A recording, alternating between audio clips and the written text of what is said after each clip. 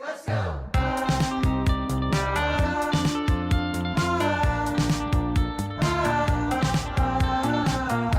Well, hello everybody. Welcome back to another episode of the Single Parents Podcast. This is the podcast for anybody whose life may have turned out a little less than traditional. We're back here with your boy Anthony and Nicole. Hi, how are you? And before we continue, you have my hair on your mic. Oh, okay, thank you. Okay, just kidding. Okay, Hi. Now we're good. Oh man, it's been a minute. We honestly, I mean, this is not going to matter when the episode actually comes out, but we've been here wrestling with my tech for like an hour, getting everything all set up. I think it's been an hour. It's been a little time. Yeah, it's just one of those things where, you know, life just doesn't always want to cooperate, but you never give up. This is one big thing I tell my kids. We never give up, because it's when you give up, that's when you lose. But when you don't give up, then you get to do an awesome podcast episode. So we're good. We're good. You know what? I figure it's always going to be something. So in retrospect, I don't feel like this was a big thing. This was handleable. So yeah, it was just, I just didn't push a button that I was supposed to push. You didn't push a button. If I would have pushed the button, we would have been recording a long time. But you guys don't care about that. You guys are here just to, I don't know, maybe you do care about that, because we always say on the show, we're just real. We're just doing our thing, and maybe you're like, hey, I like to hear the behind the scenes mess, because that's relatable, right? Like, I'm sure you guys have had 50 things you tried to do this week that just didn't go according to plan, but you just had to figure it out, because most likely you're a single parent like us, and sometimes as single parents, you don't get the choice just to say screw it and move on. You have to figure it out. And that's real, right? And that's why I'm just at that point now. I'm like, you know what? There was no blood, no broken bones, no, broken wine bottle. This was small, so we're good. I'm gonna take it as a win. But all right, He's so exhausted. I'm so tired. Okay, no, we're good. We're here. Actually, I'm tired, not just because of getting the podcast set up, but because I just finished a week with my daughters. They were at my quote unquote house for the past week. And this week was a lot, because what do we do? There's something else besides what I was building up to. I don't know. We had like 2 dentist appointments this week.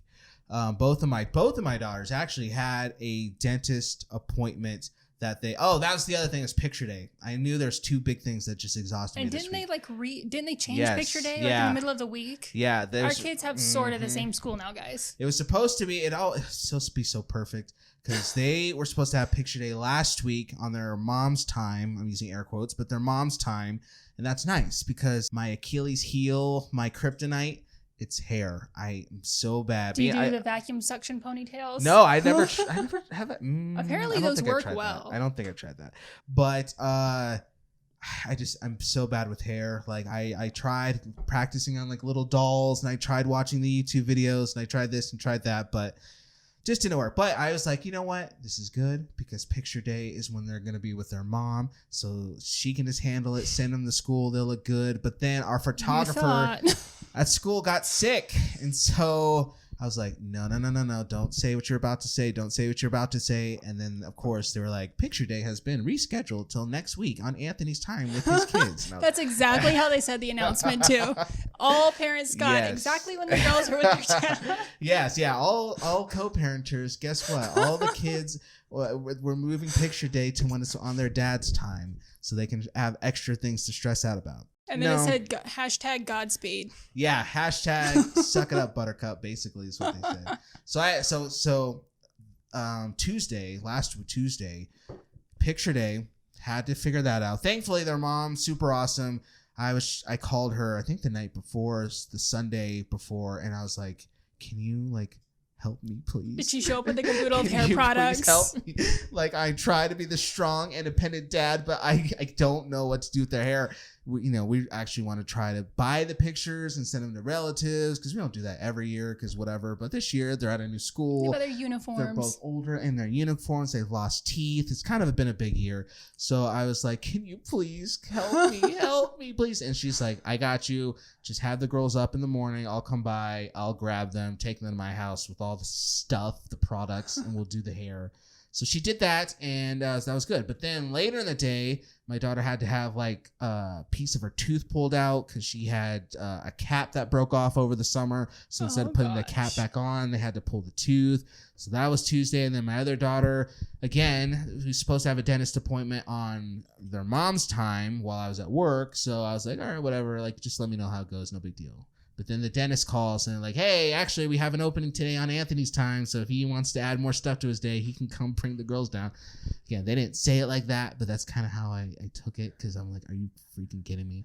So then my other daughter had to go and have cavities taken care of. So they had to do the whole thing. We were there for like 3 hours.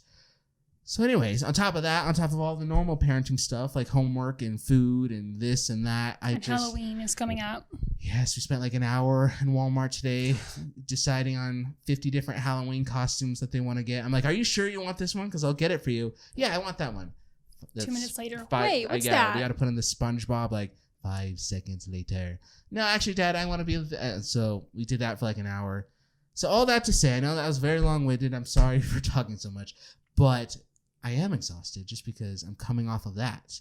And I'm heading into a week where the girls will be with their mom, which is a different kind of exhaustion because it's more like an emotional exhaustion because now I'm like, cool, I get to go home tonight. I'm going to have fantasy basketball with the boys. I'm going to do in a couple hours. I'm going to have some drinks. I'm going to chill.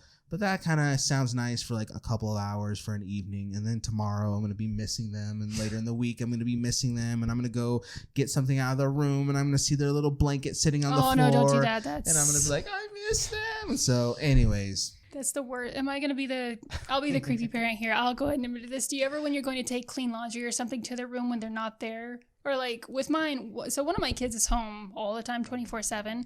And my other one is like half to most. He stays with his grandparents as well quite a bit, but they're home most of the time. But when they're in school, I still have that. Do you ever go to put fresh laundry? Just go put something that they left on the table because why would they take it back to their room before going to school?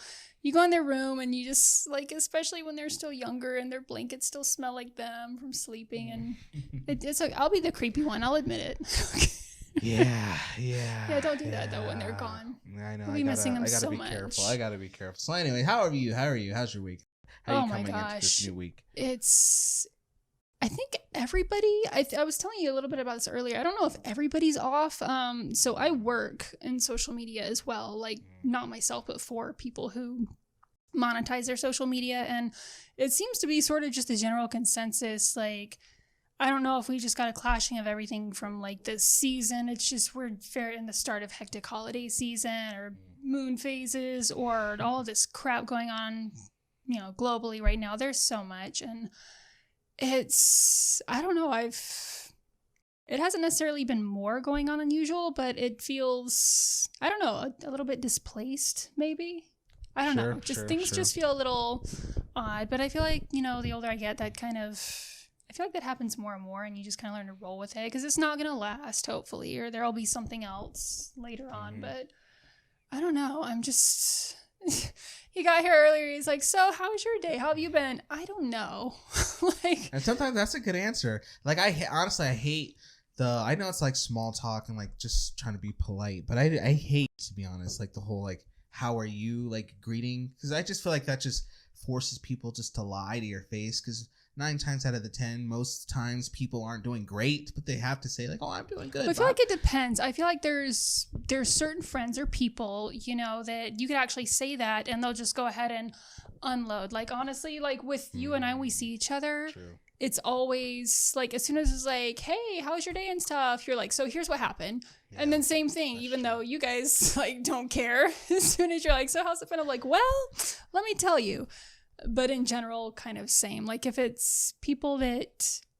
Okay, so I feel like there's 2 categories of people. Obviously, there's more. But in general, everybody can kind of be put into 2 categories. You either pick up the phone when they call because, of course, you do. Or you just watch it go to voicemail and wonder why they're not texting you. So I feel like for the people that you would actually answer the phone to if they call you unexpectedly, which that is a very small list for me.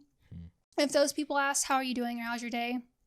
Like, that's fine for me, but for the most part, I agree with you. The other people that you just let it go to text and wonder why they didn't text in the first place. That can be an awkward attempt to answer, or like you said, just kind of screening, oh, I'm fine.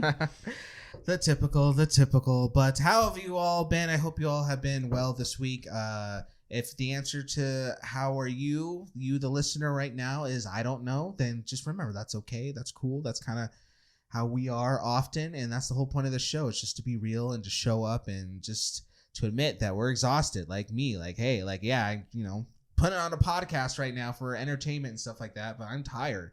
And so I just think that I honestly, I'm thankful that I have like this community just to admit like that too, because I know a lot of other creators out there have to put on this big show and have to put on this this facade almost all the time because that's what their audience expects. But I'm just thankful that for us, like, we've cultivated a culture where I can show up and be like, hey, I'm tired, sorry, my energy, and I'm here's trying. why. But honestly, I mean, no, you're right. And that's the one thing that I know we've talked about before, when we hopefully are able to grow our online family in this community, which we felt is necessary for so long. I don't think I ever want to get to the point of that facade, or as I call it, and here we go, the toxic positivity thing. I don't feel like that's ever a good thing. I don't care how big you are. Yeah. Just the positive only mindset, that shit's not healthy. Like that's not real. And that, I feel like, is kind of skirting around a lot of things that should probably not be skirted around. But the way you mentioned last week, it's okay not to be okay. Yeah. And that's also a great show if you guys are into K-dramas, but it's very true though. Like, I think that's kind of what I meant earlier. The older I get, it's not that things necessarily smooth out. If anything, they just more and more piles on. But I feel like you handle it so much better the older you get. I think we've talked about this before on here. When I was in my early 20s, or even earlier, when I first became a parent, things that would get to me then, and I mean get to me, like, I don't want to say debilitating, but they weren't necessarily small. And obviously they weren't at the time. But I look back on then and now at my much older age, which we won't disclose. I mean, it could be 10 times the madness, and it doesn't always just like roll right off your back, but I feel like you just handle things with so much more ease. Yeah. Whereas, back in the day, something much less difficult would have been felt so much more. Mm-hmm. So I'm kind of there, I feel. I agree. Oh, something I wanted to ask you, though, because I know you wanted to bring up something, so we'll get to the real topic. But I want to ask, because, I mean, honestly, by the time this episode comes out, this hot topic's going to be, like, over, like, a week old. So it's probably going to be old news. But I feel like we wouldn't be, like, a real podcast if we didn't talk about it. Have you heard about the whole thing with 48 Oysters Girl and Cheesecake Factory Girl? Have you been caught up on all that? Is one of those the one who was... Oh, you should have texted me about this before so I could have watched. Was one of these the young lady who was sitting there on a date? And I thought it was a bit. I didn't think that was real. Because the guy was so absurdly obnoxious. I just assumed it had to be a parody. Sir, I don't remember your name, but you are a parody of yourself. Okay, I'm sorry. I don't remember which one, but was one of those that... No, I don't think so. I think I know which one you're talking about. One of them was this young lady sitting there, and she didn't show the guy. For his sake, thank goodness. But everything out of his mouth, which is where I think so many people just assumed with every passing word this had to be a skit. Yeah. On their date, and he was just every toxic. And is it the one where she's like eating a whole bunch of oysters? And I don't remember. Because this one, I think I know what you're talking about. This one, they're both kind of the same thing, which is why people are kind of up in arms about it. Basically, the Oysters Girl agreed to go on this date with this guy for drinks, and he, like, in the video shows like their text thread, and he's like, "Hey, we agreed to drinks." She shows up on this date and downs like 48 oysters, like whatever the math is, 4 plates of 12 or whatever the math is, and like a couple of drinks, and then she gets like crab cakes or something like that, and the guy's like, I have to go to the bathroom, and then he goes to the bathroom and just like leaves her at the table with the bill, which is like 200 something bucks, and then she only tipped like $11 or something like that. So people are roasting her for like, dude, you're supposed to go on a date with a guy for drinks, and you're ordering oysters and crab cakes and all this stuff. But then the Cheesecake Factory Girl, They go to a date. She wouldn't get out of the car. Yes, that one. Okay. Yes. So see, this is stuff that like I would never go look this stuff up because I am so painfully boring. But again, because I work in social media. Yeah, I figured you'd have to know. I remember seeing a lot about the young lady who would not get out of the car. Yep. And then I heard something about Oyster Girl. Yep. But no, okay, so what I was referring to was something different. So we could discuss that on another podcast. Yeah, I think I know which one you're talking about. But it's just those ones... I think they applied to me bringing it up on the show because the whole like idea of being like a single parent just sounds, even though it's exhausting, and I just went over that, but compared to all that kind of stuff out in the modern dating world, I'm like, you know what? I'm kind of good. Like, I know not everybody's like that. And to your point, like the whole skit thing, I think a lot of that stuff is like done for skits sometimes. So it's hard to believe, like, is that actually Remind real me to or show whatever? you this one though, because apparently it was not. And that's what's Really? Everybody was like, there's no way that was legitimate. Oh my gosh. This guy, I mean, basically yes, we are podcasters, but we are not podcast bros. Every podcast bro regurgitation you've ever heard came out of this guy's mouth within like a 10, 15-minute span. You'll have to show me that. She did several parts on TikTok, and it kept going and going to the point you're like, this has got to be a bunch of baloney. There's no way. Apparently, So like you said, I'm good. It's not that I don't think either of us are opposed to, like if a relationship comes along, that's great, that's nice, that's wonderful. I don't think you're opposed to that. I'm not. But as far as going to like look for that, I'm that ridiculous person that, I'll just sit in my house and hey, maybe it'll happen. Yeah. But you keep seeing these things and it just and I've said before, for many reasons, I think that especially when you get older for dating, for me personally, and I think you could absolutely meet somebody tomorrow and that might be your soulmate, like the most wonderful relationship you've ever had.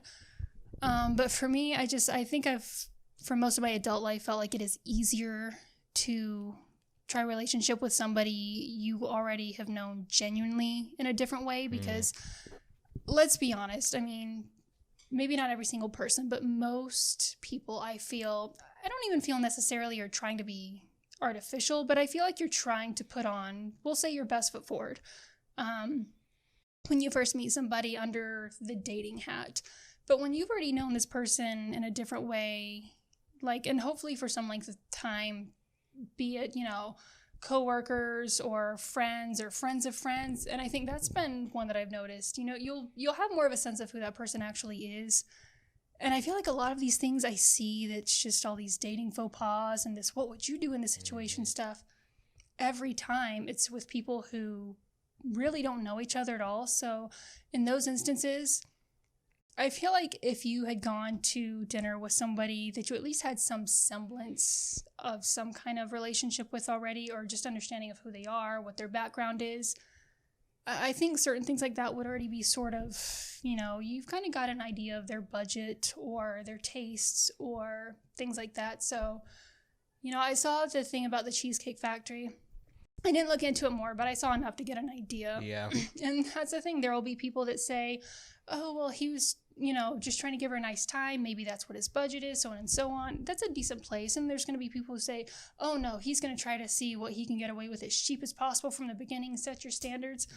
Neither one of those is an illegitimate train of thought. But here's the thing. When you are, trying to have these experiences with somebody you really don't know, I feel like there's so much conversation that has not been had that can lead to just misunderstandings that may have not actually been a problem at all. Do you know what I mean? Yeah, for sure. So that's where I get a little bit gun shy. Just like, I don't have a problem with dating or relationships, but I feel like there's just so much. Like, if you don't already know a person, there's so much groundwork and so much potential for misunderstanding. That's a good point.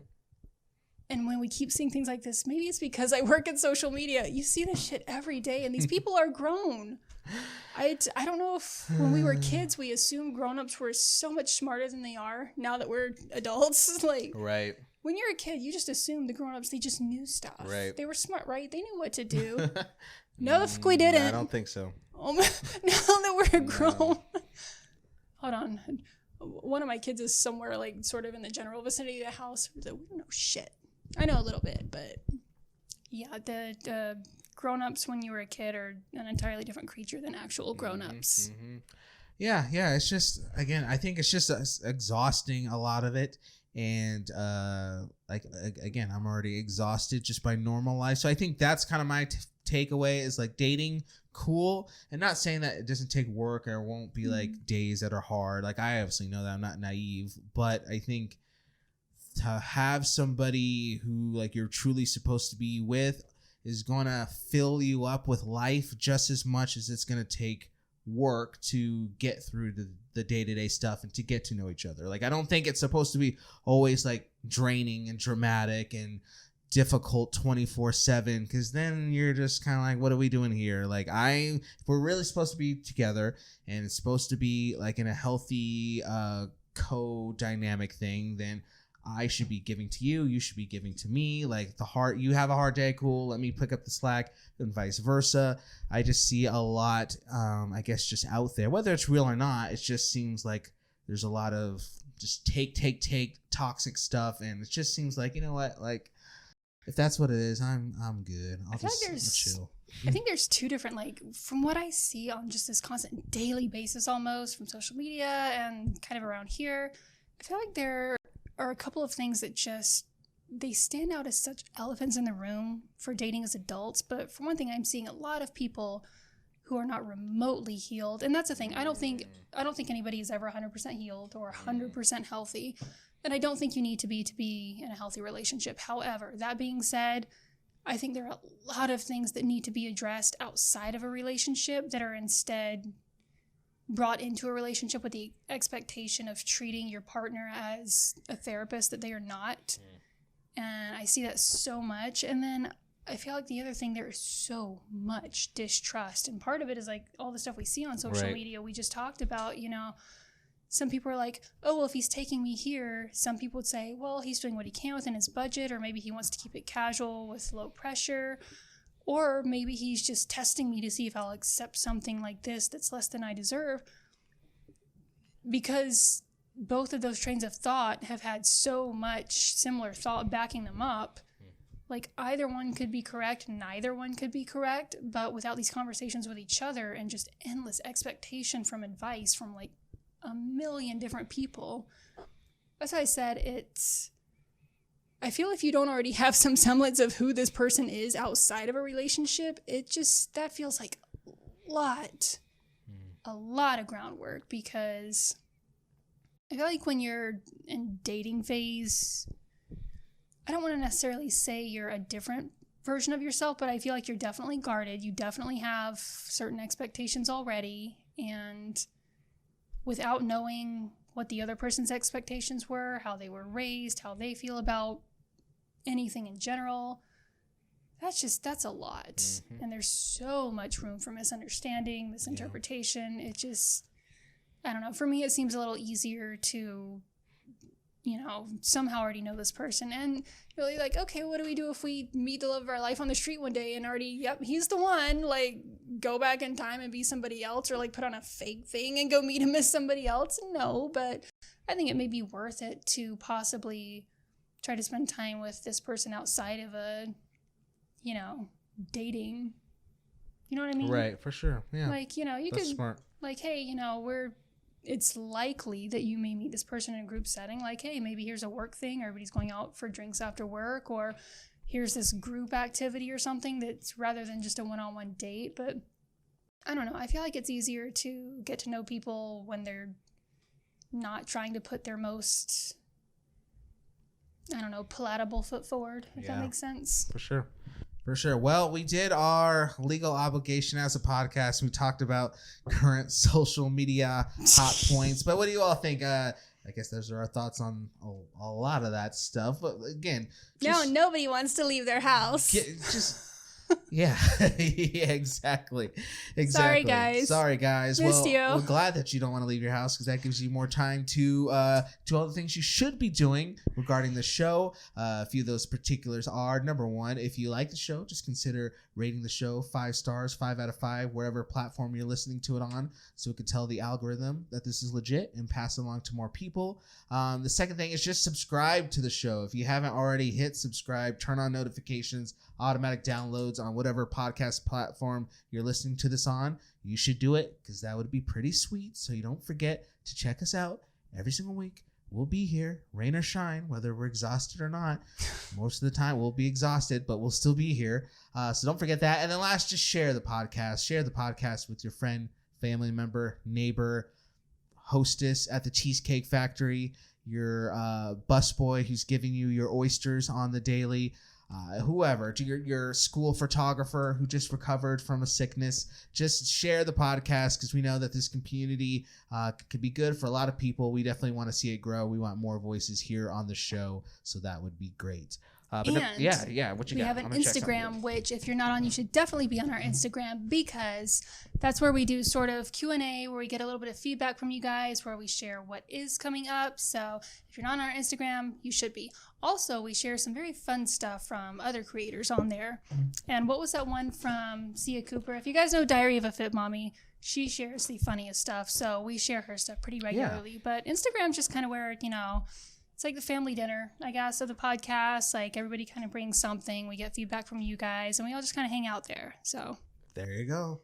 All right, but you had something good that we kind of got derailed a little bit talking about oysters, but get back on track. You had something pretty good you wanted to bring up that might actually end up being like a 2-part type conversation deal. So again, make sure you turn on downloads, subscribe, because this might bleed into next week's conversation. But I'll let you set it up. What are we talking about this week? Well, I haven't thought about how to set it up. So with everything coming up from like school pictures to Halloween, there is a lot of, and I feel like we do this every year, you've got to have some say over what your kids are wearing in some ways, but I think this kind of filtered into a bigger topic because, obviously just this idea of how important control is, or how realistic, I guess, control is in parenting I feel like it's kind of been infiltrating a lot of our conversations about things lately. And, there are seemingly smaller things, what your kids are wearing to Halloween or picture day, and, how much say mom or dad should or should not have in that. And, down to bigger things, which obviously, I recognize an obvious need for some level of control with basic things, that involve your kids' safety. Obviously you can't let your small kids run in the street. You can't let your big kids go joyriding with whomever and no clue and stay out all night. I feel like those are obvious, but beyond that, looking at, I guess you would say, more of the shades of gray in between, I keep seeing a lot of, I'm trying to find a nice, palatable, again, way to say this, but I feel like there is a lot of parenting that's done almost more in fear than necessarily whatever else it's portrayed as. And I feel like I've noticed just this sense of control is always, like 9 times out of 10, it's kind of at the root of a lot of parenting dissension between parents and kids, or even their conversations with other adults about it. I've noticed a lot of what I feel, to be quite honest, seems like fear-based parenting to me. And I remember expressing this to you before. I feel like there's a very visible difference between parents who are genuinely concerned about their kids' safety or their well-being, and I feel like there's a very different thing I see a lot where for the parents it's more about their own feeling of like a loss of control, and it gets to the point it doesn't matter what I say or what it's about. Like it's almost like it's the number one, like their number one parenting thing is control. Everything else falls after that, but control has got to be first. And I've had some experience with this as far as my kids and some co-parenting situations and things. And I've seen, and the older your kids get, it obviously comes up more and more. Your kids start getting older and somewhat more educated, opinionated, autonomous, things like this. And, I feel like there are parents who are going to naturally sort of try to grow with that and progress with that. And then there are parents who are going to kind of pull back and even harder, say, no, I'm the parent. Like what I say goes 110%. You don't get a say.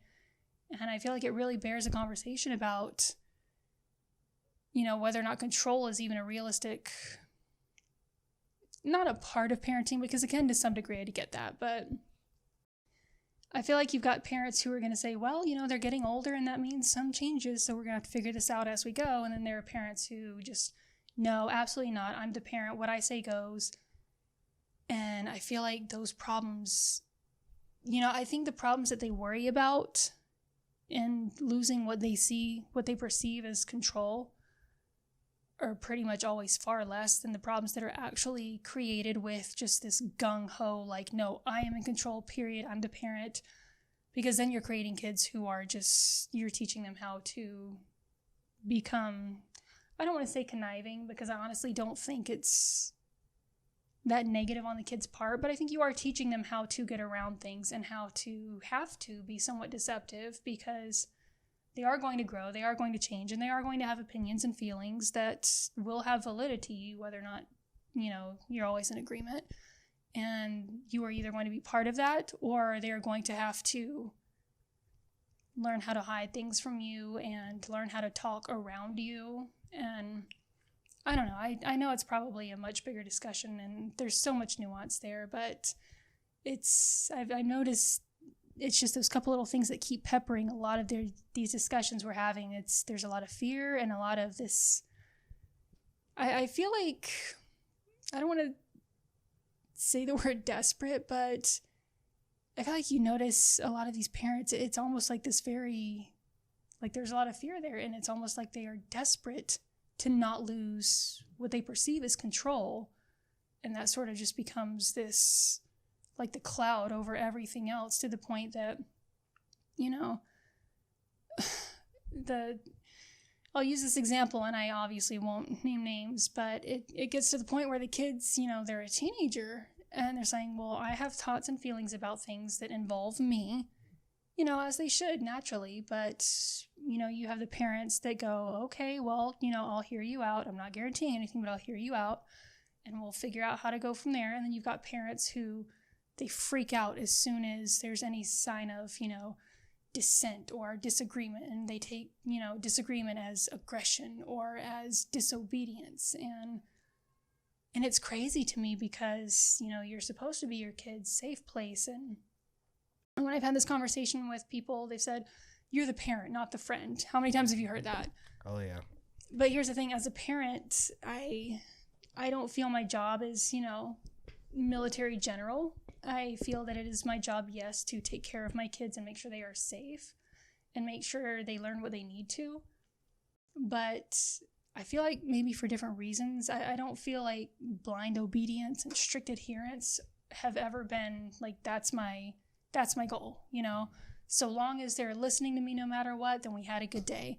I don't think I've ever, because at that point, again, I really don't feel like you're teaching your kids much there, except almost a lack of autonomy and, that they can't express how they feel. And if they do, it's going to lead to a fight. And I mean, we know how that can turn out in later relationships, but it's crazy to me because even from a parent's perspective, you're telling your child that you chose to have, and they really haven't had a say in much in their lives. And you're telling them, well, you don't get to question me. I'm your parent. You should just trust me and just do what I say 110% of the time. It doesn't matter, and that's that. And that makes absolutely no sense. I'm like, okay, if I were to say that to you, like, no, you don't need to ask me any questions. Just come on, we're going where we're going. Like, you need to just trust me. But no, I'm not going to answer your questions. How dare you? You're not going to trust me with shit. That's scary. Yeah, if this is something that's happening to me, I have questions. And if that's a problem, that's not fostering any trust. If anything, that's scary for a kid, to hear it doesn't matter what you think if the very instance is about them and something that they're doing or they have to do. And there are what seem like smaller things, like what they can wear to events or things like that, or what events they can go to what will be bigger things later on. But it's crazy to me that I see so many parents. I feel like there's this split. Kids get to an age where the parents either say, okay, well, we're going to have to, start kind of like, what's the word? We're kind of going to have to like edit and modify as we go because they're getting older. Things are changing. It's not, general mom and, you're the subordinate. Like the older they get, I feel like they need a say. and what goes on with them. And that doesn't mean like, no, my kids don't run my house. And yes, I am obviously their parent. But if anything, I want to make sure when my kids do have things that come up, if anybody, I want them to turn to their parent when they don't know what to do or they need help, rather than learning that mom is not a source of help or support. She's just kind of this scary lady that, you know, I can't have my own opinion about, and we sure can't disagree about anything. So then where's he going to turn for anything? And the older he gets, you know, the older your kids get, if they're not learning these things with you when they're in other relationships, there will be no healthy communication, no discussion. It's going to be somebody is going to have a my way or the highway complex, and some, or possibly both of them. And, or maybe one or both of them may have I can't speak to my own partner, because you don't do that in relationships. And it just, I don't know, that was long-winded, but I just feel like these things that seem small, just, they cycle so quickly. That's a good point. I had a big, situation this week. Not a big one, but there's something that came to mind as you were talking about the whole thing that I had to work through for myself. Basically, long story short, like for my kids, they get an allowance every week. It's like $12. I don't know how we came to $12. I think it started at like $10, but they, you know, they're hustlers. They hustled me up to 12. I don't know how. Negotiators. They negotiated. I think I got screwed over there. But anyways, I need a better agent or something. Anyways, they get like $12, you know, an allowance a week. But I tell them, this is just how we do it in our house. Is like, you get $12. That's your allowance. Now, whenever you want to spend that is up to you, because I'm trying to also teach them like, hey, like saving money and being wise with money. If you want something that costs $24, you're going to have to save your money for 2 weeks. But if you spend it all at once, then you're going to have to start over. You know, they're still learning that, because they're very, and they're kids, so they're like, oh, I have $12, let's go to the store right now, I'm gonna spend my money. A hole in the pocket. And then 2 days later they're like, well, I want this. I'm like, well, you spent your allowance. And they're like, well, I'm like, you should have saved your money. And so they're learning, so that's a good lesson. But anyways, they had spent their money earlier in the week, as they usually always do, so maybe they're not really learning their lesson. But later that week, we were at Walmart getting something, and they walked by the toy aisle. My older daughter, she saw a toy that she wanted. It was like $20 or something for the toy. Oh, and I told you I took my younger daughter to the dentist earlier that week to get a tooth pulled. She got the tooth pulled, put that tooth under the pillow, got tooth fairy money. That's why we were at Walmart, because she had tooth fairy money. Again, couldn't even wait 24 hours to spend money. Tooth fairy money. Yeah, tooth fairy, man. You need to take out a loan sometimes to be the tooth fairy sometimes. But that's I swear. But anyways, so they had money, and she was going to share with her sister. She got like $20 between the tooth fairy's mom and dad, if you get my drift. Between, you know, two tooth fairies had $20. It's like, hey, sister, I'll share $10 with you. I'll have $10. Let's go to Walmart. Bonus allowance. That's type so thing. sweet. So I was really proud of her for that. But then big sister saw this doll she wanted. It was like $20. So she came to me and was like, Dad, you know, sister just gave me $10. I know my allowance next week's going to be $12.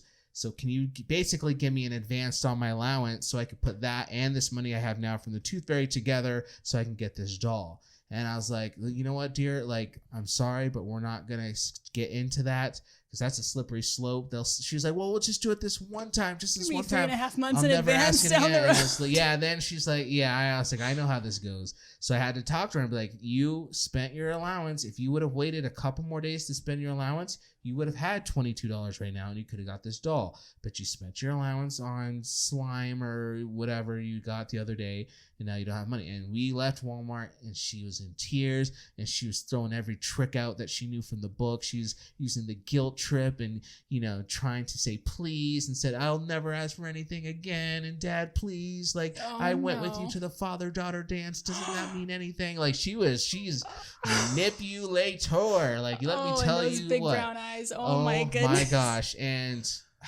I had to stay tight, because it was to go to your point, especially as I'm driving, she's crying, I'm annoyed, like this is after school, after work, I'm tired. I was in my head just be like, no, I said no. No means no. To your point, I'm the parent. I say no. You need to stop crying. I've already answered your question. This is the law. Bam, bam, bam, bam, bam.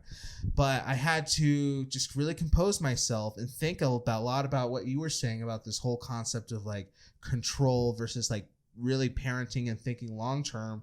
I was like, it's not going to do me any good for me to just put the hammer down, say, no, I'm the parent. I said, no, you're not getting any money. Like that might, do something in the immediate, but long term, what good is that going to do? She's just going to, it's just going to build up. It's just going to be everything that Nicole just said. So what I need to do is not let my emotions like really dictate my decisions in this moment, but I need to do some real like mature long-term thinking and some true like mature parenting in the situation, and give her time, give her space to like go and process her emotions and work through her emotions. And so she took some time to herself. She did some breathing, all that stuff. But when I could see that she was, ready to have a talk, that's when I had to go in and I had to be like, look, girl, like this is the reason why I couldn't give you the money. It's not that I didn't want to. It's not that I wanted to be mean or whatever. It's just, if I'm going to be a good dad, I want you to learn some lessons sometimes. And sometimes we have to learn that if we don't have money for something, then sometimes we just have to wait before we can get it. So guess what? Next week, when you come back to my house and you have your allowance again, then you can get your doll. But you may not understand this right now, but me saying no to you is really me being a good dad, because I didn't say all this, but like in the future, if she gets, $2,000 a month for her paycheck and she wants, this new screen for big TV and she doesn't have enough money for it, like if she's going to grow up thinking, well, I can just go get it by this, or I'll just ask my parents for money and whatever. And I just had to like in her own way, in her own 8-year-old way, like try to help her understand that this is coming from a place of love. And so I'm trying to teach you something, whatever. And then we worked it out and she, she's fine. And then we went to the store today and she was like, let me just go see if that doll I want's still there for next week. And we went and the doll was in the freaking wrong spot. It wasn't $20. It was like a $40 doll. So I'm like, you wouldn't have had enough money for it anyways. And we just kind of laughed about it. But anyways, like, I'm not saying all that to like brag about myself, but just to say that I guess this is the real point, is to do the real work of parenting takes work. That's why it's called work. It's exhausting, especially when you're already emotional and tired and beat up, to take the extra strength to say, I'm going to go have a conversation. We're going to work through this. That's hard. What's easy is just to say, no, I'm the parent. No means no. So just shut up. Like that's easy. Trust me. I almost gave into that the other day, but thinking long-term, what's going to be truly best for the child, it's going to be option A, obviously. So sometimes we have to dig a little deep and, find the strength, the long-term thinking to be like, I really don't want to have to do all this right now, but this is what's best for the kid. And ultimately, it's what's going to be best for you too, because, working through your own emotions in those situations is obviously healthy. And obviously there's going to be days where you fail, because I've done it before, when I do just say like, no, I said no, so go to your room. And that's it. Like, we get it. But like, sometimes you just gotta do the extra work. So anyways, that's a little story from my life that applied to what you were saying. It's funny. It's a friend of mine, some of the most fantastic, ridiculous sounding advice that I don't even think it was supposed to be advice, but she doesn't have kids. But she's brilliant. If she wanted to, she'd be brilliant. Because weren't we all before we had kids? But she told me one time, she's like, girl, she saw something. This was years ago. I forgot what the issue was with my kids, but this years ago, she was visiting a town and she said, girl, that looks like way too much work. Like, just play devil's advocate. And I was like, when you're in the midst of parenting stress, I feel like you're not firing on all cylinders. Yep, that's good. And so it took me a minute. She's like, devil's advocate. I feel like that's all you gotta do. And she's that friend you go to advice for literally any damn thing, and she knows what she's talking. She just knows. I was like, I don't know. She goes, well, first of all, you're the devil. She's like, but you have got to be like your own advocate. So you've got to, like, you're the bad guy right now. You are being the bad guy. Take that away. Be like, I know she's the bad guy. She's terrible. What are we going to do with her? I'm like, okay, so explain to me how to play two people. And she said, I watched you do it an hour ago in the store. And my son, there was this car he wanted. It was some Bugatti, like obviously model car. He would love a real one, I'm sure. But he said something like, no, because I wanted for like 6 months. I wanted the Bugatti. I said, well, I wanted a Bugatti for years. You know what? Like, it stinks. It really stinks. We can't have those things right now.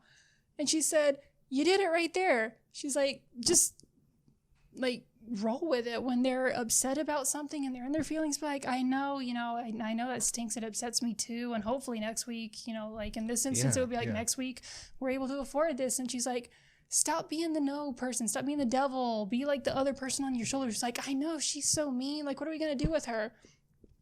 Swear to God, if it doesn't work like a charm, still with my kids. That's a good point. And I've done that every time. And I try to just, like, I forgot how she put it, but it was so good. She's just like, roll with it, She's like, because you're stressed out, they're upset. Instead of fighting with those, like, you guys sit there, have a beer, and, like, wallow together. She's like, I know that's, just be like, I know that sucks, right? And I swear to God, it's obviously it doesn't relieve every situation, but it's surprisingly effective when done I like well. that. Because I think ultimately what we are trying to help our kids understand is that the reason why we have to set these boundaries and parameters and structure is because when they grow up and enter the quote-unquote real world, there's going to be a lot of unfair things that's going to come their way. Like, to your point, like, I'd love to sit down with my daughter and be like, yeah, it does suck that we can't just go buy whatever we want. Like, trust me, I want this awesome new setup for my podcast equipment. You know how much that costs? $500. You think it wouldn't be nice for me to go and do that? But guess what happens if I go spend $500 on podcast equipment? We don't get groceries. Do it though. We don't get gas. Because I guarantee you she's going to do one of two things. She's either going to be like, okay, this is boring. Never mind. I'm fine. Yeah. Or she's going to be like, oh, wow. So it sucks for you too. And then just wallow together. Exactly. It's just, it's a little out there. Because I think parents in the past have felt like they need to put up this image of, I'm the strong parent, I know what's best, I know whatever. And so kids have never really had a chance to associate the crappiness of life with their parents, right? Because I think that's why a lot of people grow up and be like, dang, I didn't know like my mom struggled with this or my dad couldn't afford that growing up, because they always made it seem like things were good. And I get like boundaries, like you don't need to sit down and go over your tax returns with your kids. But I think a lot of kids just grow up with like, well, the parents have everything figured out, they're all perfect and whatever. But to sit down with your kid and be, hey, look, like, I'm not perfect. I wish things could be a lot easier. I wish we could pack up and go to Disney World right now. You trust me, like nothing would make me happier. But the reality of life is like, we just can't. We can't afford it. Or the reality is I have to say no to this, because when you grow up, the world's going to say no in a lot of different ways. And so like, we just have to be prepared and know that this is what family's for. When stuff doesn't go our way, or we have hard days, or when we're frustrated and upset, we could still lean on each other and we could support each other. So if you feel like you're upset because you can't get the doll, then I understand. If you can cry, you can be upset, like you can process your emotions, but just know that I'm going to be here once you're done, and we'll figure it out. We'll talk through it, versus, well, I already said no. I have all the answers. I have it all figured out. So you'll just figure it out when you're older. You'll thank me when you're older type thing. There's one thing. Have you noticed? I've seen a pretty like insanely noticeable difference to me that I feel like does not get discussed a lot. Do you notice like older generations, I feel like, I hate that they call it negotiating, because I'm like, this is not a business deal. We're not in a courtroom. Like, we're a family. Relax. But they're like, I don't negotiate with children. And this whole thing, kind of like you said, no is no, period. There's no bending. There's no nothing. And when I was a younger parent, I was kind of like, well, you don't want them to see you as like weak or soft or giving, because then they're just going to constantly try to take a mile. And looking back, it was such limited thinking. So now my older son, there's this TikTok, you've probably seen the sound because there's a million videos with it, but it's from some comedy special maybe, but it shows all these parents and teenagers, and the parents like, where are you going? The teenager's like, I don't know yet. He's like, well, who going with you? Like, whoever comes, I guess. I don't know. Y'all gonna eat? I hope so. I'm hungry. And it keeps going. But my older son says, that's you. And I said, well, you understand why though? He goes, I know, but sometimes just a yes or no would be nice. I'm like, well, honey, if I had to just yes or no it, then I would have to say no because I don't know enough. So sometimes I'm going to have to say, I don't know yet. I need more information, or I need to look this up. And I noticed I really don't think that was much of a thing even when I was a kid, but my parents, amazing parents, but I feel like those generations were because they were raised, show no sign of weakness. And, it was very authoritarian. I'm the parent, you're the kid. You need to be seen and not heard. There is no negotiating. And so that was not much of a thing. And I've noticed they talk about younger generations of parents. They're like, oh, so you just negotiate with your kids? I'm like, no, I talk to them. Like, I can either be a responsible parent, and I'm not just going to say yes, throw them out in the street and say, hey, be back when the street lights come on, because that's not safe in this world.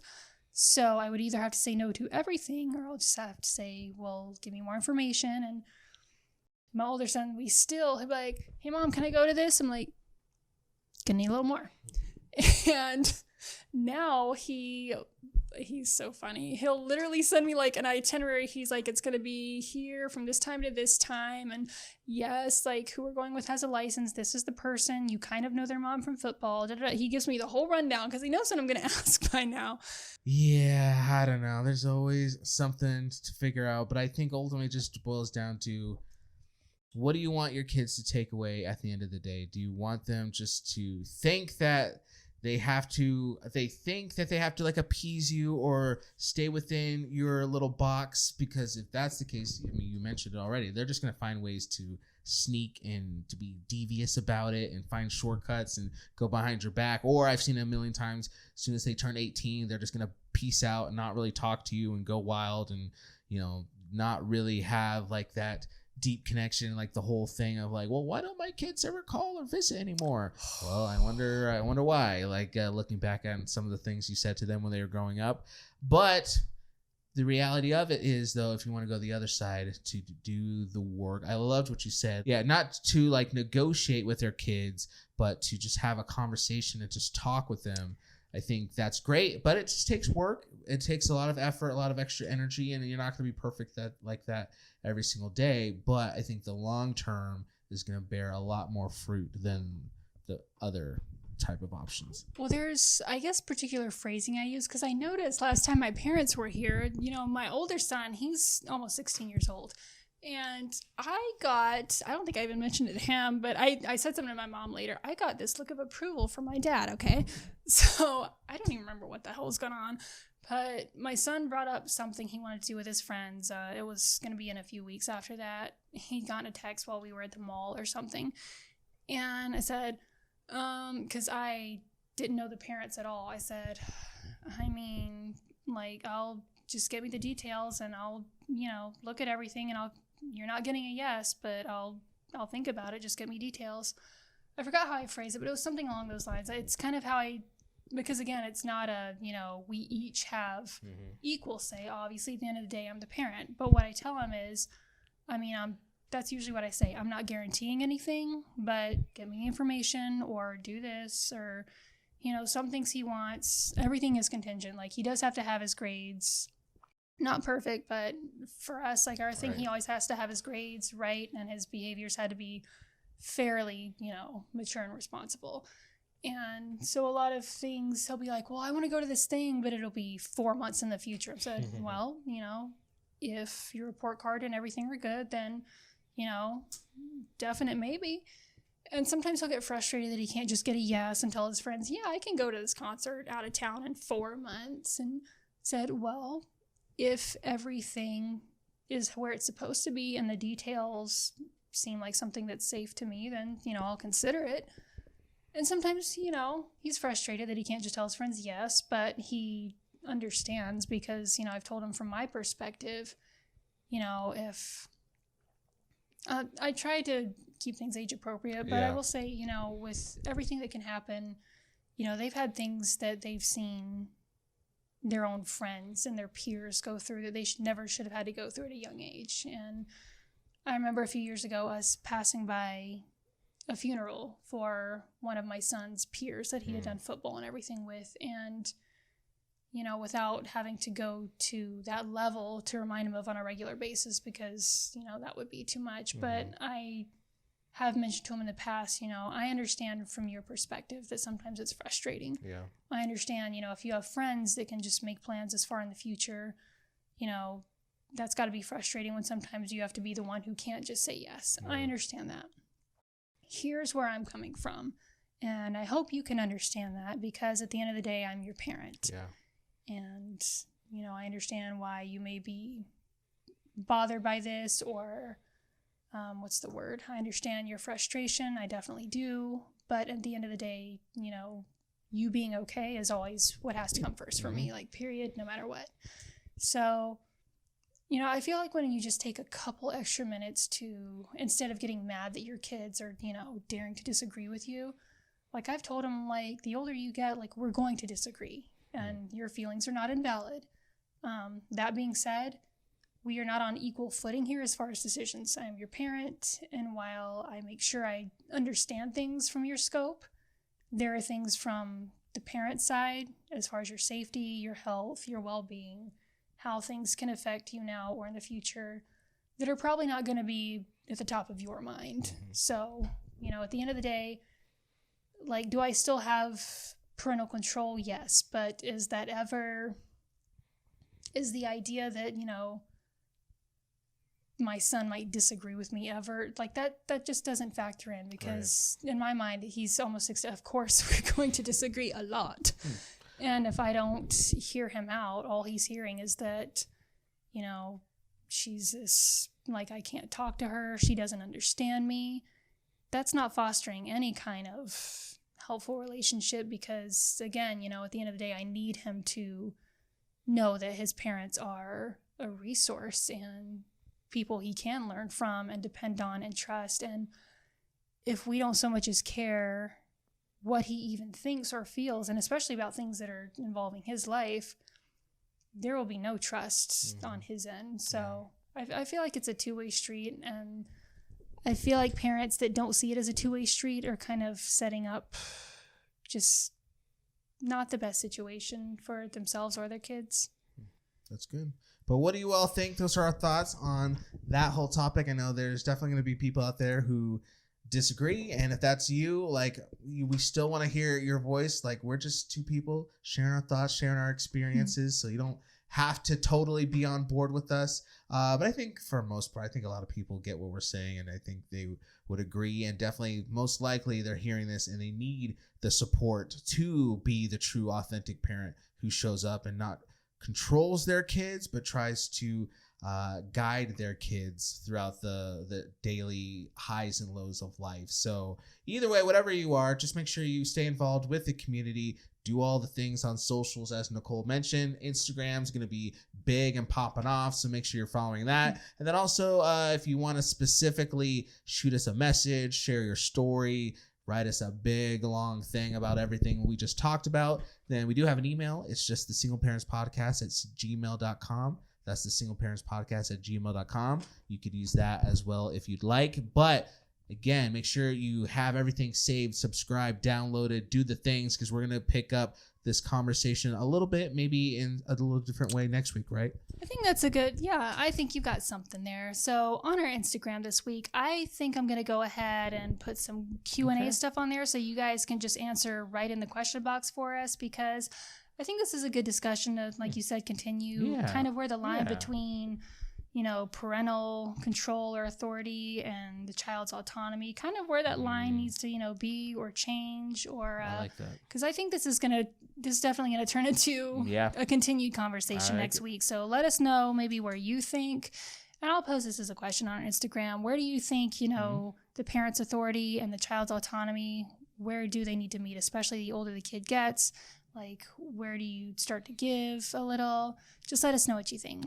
Sounds good. All right. Well, we'll be back to talk about this some more next week. In the meantime, thank you so much for tuning in to another episode of the Single Parents Podcast. Until next time, I'm Anthony. I'm Nicole. We'll see you next week. We'll see you next week. Just keep doing the best you can out there. You got this. Bye. Let's go.